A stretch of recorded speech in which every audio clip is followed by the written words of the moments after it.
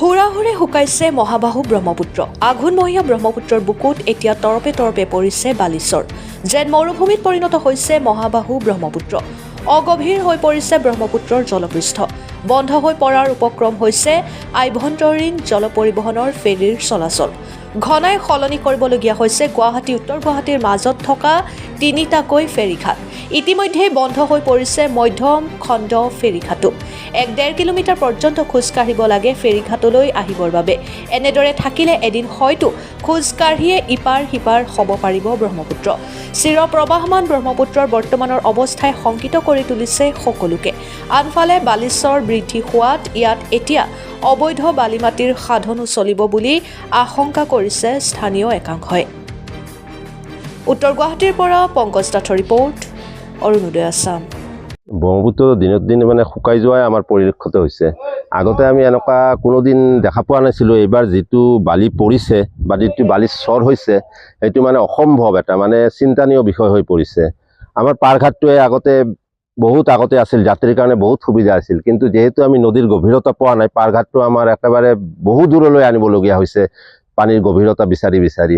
যিহেতু পানীৰ এটা নিৰ্ধাৰিত আমাৰ জাহাজ চলিব লাগিলে পানী লাগে, সেই নিৰ্ধাৰিত পানীটো আমি পোৱা নাছিলোঁ ক'তো। নাপাই কেনে বহু দূৰত আনিবলগীয়া হৈছে, যাৰ কাৰণে যাত্ৰীৰো যথেষ্ট অসুবিধা হৈছে। তেওঁলোকে বহুখিনি খোজকাঢ়ি অহা যাত্ৰীৰ কাৰণে যথেষ্ট অসুবিধা হৈছে, বা বাইকত অহা যাত্ৰীৰ কাৰণেও বহুখিনি অসুবিধা হৈছে। তেওঁলোকে হয়তো নিৰ্ধাৰিত সময়ত আহি ঘাটটোত উপস্থিত হ'ব নোৱাৰে। কিছুমান যাত্ৰী জাহাজখন ফেইল হৈ যায়। আমাৰো বেয়া লাগে তেতিয়া। ব্ৰহ্মপুত্ৰৰ এনেকুৱা অৱস্থা হৈ গৈছে। কেইদিন পিছত খোজকাঢ়ি যাব পাৰিব গুৱাহাটীলৈ? আমাৰ যিটো ধাৰণা হয় যে হয়তো ভৱিষ্যতে এনেকুৱাই হ'ব কোনোবা দিনা, যে ব্ৰহ্মপুত্ৰত খোজকাঢ়িয়ে পাৰ হ'ব পাৰিব, জাহাজৰ বা ব্ৰিজৰ প্ৰয়োজনেই নহ'ব। এনেকুৱা এটা পৰিস্থিতি হয়তো আগন্তুক দিনত আহি পৰিব। উট আনিব লাগিব নে? এনেকুৱা ৰাজস্থানৰ মৰুভূমিৰ নিচিনা এনেকুৱাই কণ্ডিশ্যন হ'ব নেকি এটা সময়ত যায়। এতিয়া কম মানে আমাৰ ক'ব লগাৰ ভাষাই নাই।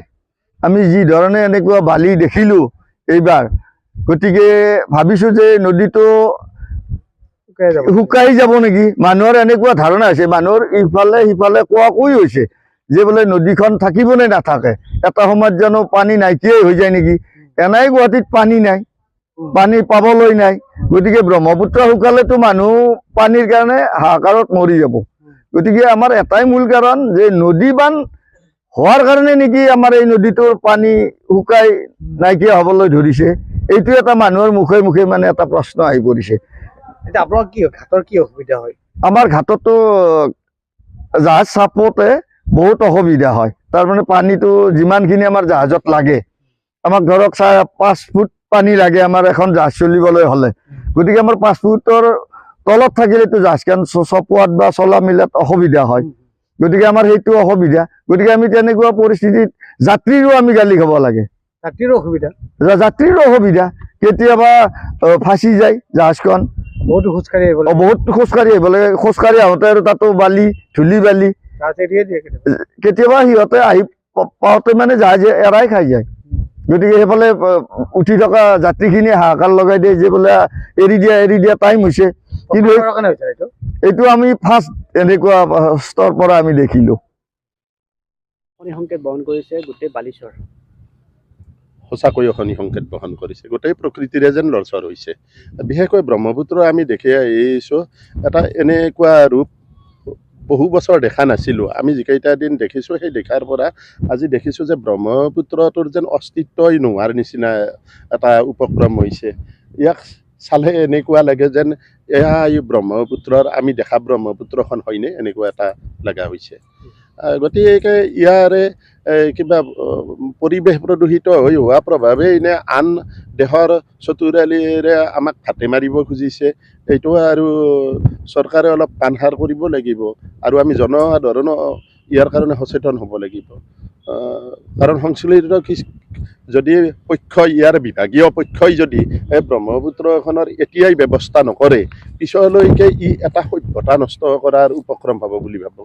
গুৱাহাটীত যিখন আমাৰ চহৰ গঢ়ি উঠিছে, এই চহৰৰ সংস্কৃতিটোই নষ্ট হৈ যাব, সভ্যতাটোই নষ্ট হৈ যাব, জৈৱকুলত প্ৰভাৱ পৰিব, ইয়াক লৈ উপনদীসমূহ শুকাই যাব। মুঠতে এটা ক'ব পাৰি যে ইয়াৰ এটা বৃহৎ চক্ৰ, এটাৰ যেন পৰিৱেশ চক্ৰ এটা মানে নষ্ট হৈ যোৱাৰ উপক্ৰম হৈছে, আচলতে চিন্তনীয়।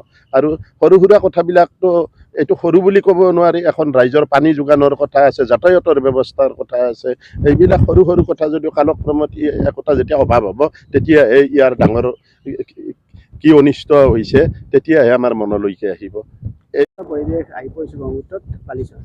হয়, উত্তৰ গুৱাহাটীৰ মাজত যিদৰে মাজুলীত বালি পৰি এক ভয়ানক পৰিস্থিতিৰ সৃষ্টি হৈছে যাতায়াতৰ ক্ষেত্ৰত, আমাৰ ইয়াত দেখিছোঁ যে ব্ৰহ্মপুত্ৰখন আমি খোজকাঢ়িয়েই পাৰ হৈ যাব পৰা এটা পৰিৱেশ আহিছে আৰু ঘাটবোৰ স্থানান্তৰিত হৈছে, ৰাইজে আহুকালৰ সন্মুখীন হৈছে, জাহাজবোৰ বালিত লাগি বহু সময় অতিবাহিত কৰিব লগা হয়, পুনৰ বেলেগ জাহাজেৰে টানি তাৰ পৰা উলিয়াব লগা হৈছে। গতিকে এনেকুৱা ধৰণৰ এটা পৰিস্থিতি হ'লে ইয়াৰ যিটো আমাৰ ৰাইজৰ যিটো জনকল্যাণৰ কাৰণে চৰকাৰে পানী যোগানৰ আঁচনিবোৰ ৰাখিছে, সেই আঁচনিবোৰো ব্যাহত হ'ব আৰু এক সৰ্বনাশ হ'বলৈ গৈ আছে। যিটো আমি আমাৰ যিটো ব্যৱসায় বাণিজ্য, মৎস্যজীৱীসকলৰ ক্ষেত্ৰত হওক, আন যিকোনো ক্ষেত্ৰতে হওক, ব্ৰহ্মপুত্ৰখনেই হৈছে অসমৰ সাংস্কৃতিক ক্ষেত্ৰখনেই হওক বা আমাৰ যিটো অসমীয়া ব্ৰহ্মপুত্ৰ উপত্যকাত গঢ়ি লৈ উঠা যিটো প্ৰাণকেন্দ্ৰ গুৱাহাটী, সেই গুৱাহাটীৰ অস্তিত্বৰ প্ৰতি সংকটৰ এক অশনি সংকেত আমি দেখিবলৈ পাইছোঁ। অদূৰ ভৱিষ্যতে যদি এইদৰে পানী লাহে লাহে নোহোৱা হৈ যায়, এই চহৰখনৰ যিটো অস্তিত্ব, সেই অস্তিত্বটোৱেই বিপন্ন হ'ব। গতিকে আমি ভাবিছোঁ চৰকাৰৰ যিবোৰ ব্যাগম বিভাগ আছে, আমাৰ কেন্দ্ৰীয় চৰকাৰৰ আছে বা যিটো আমাৰ বৃহৎ বান্ধৰ ব্যৱস্থা হৈছে, কিহৰ কাৰণেতো এই সমস্যাটো সৃষ্টি হৈছে, এই সমস্যাটোৰ এটা সুন্দৰভাৱে অধ্যয়ন কৰিব লাগে। ইয়াৰ কাৰণে উত্তৰ গুৱাহাটীতে ব্যৱস্থা আছে, আমাৰ গুৱাহাটী IIT আছে। টেকন'লজিৰ ক্ষেত্ৰত আমি জানো যে গুৱাহাটী IIT-য়ে বিশ্বস্তৰৰ এখন উচ্চ শিক্ষাৰ প্ৰতিষ্ঠান। গতিকে এইসকল বৈজ্ঞানিকৰ সহায় লৈ আমাৰ মাননীয় স্থানীয় বিধায়ক তথা মুখ্যমন্ত্ৰীগৰাকীয়ে আগভাগ লৈ এই সমস্যাটো সমাধান কৰি ৰাইজক পৰিত্ৰাণ দিয়াৰ লগতে অসমবাসীৰ ভৱিষ্যত যাতে সদায় সুনিশ্চিত হৈ থাকে, অসম যাতে সদায় জিলিকি থাকে। আমি ব্ৰহ্মপুত্ৰ যিদৰে সদায় পূজা কৰোঁ, মহাবাহু আমাৰ শক্তিৰ সঞ্চাৰ, ব্ৰহ্মপুত্ৰ নাম ল'লেই আমি যেন অসমীয়াসকলৰ গাত এটা শক্তি পাওঁ, সেই শক্তিটো যাতে সদায় থাকে, সেই কামনাৰে আমি চৰকাৰক দাবী জনাইছোঁ তেওঁলোকে ইয়াৰ কাৰণে তদন্ত কৰি সুব্যৱস্থা এটা গ্ৰহণ কৰি ৰাইজক সহায় কৰিব।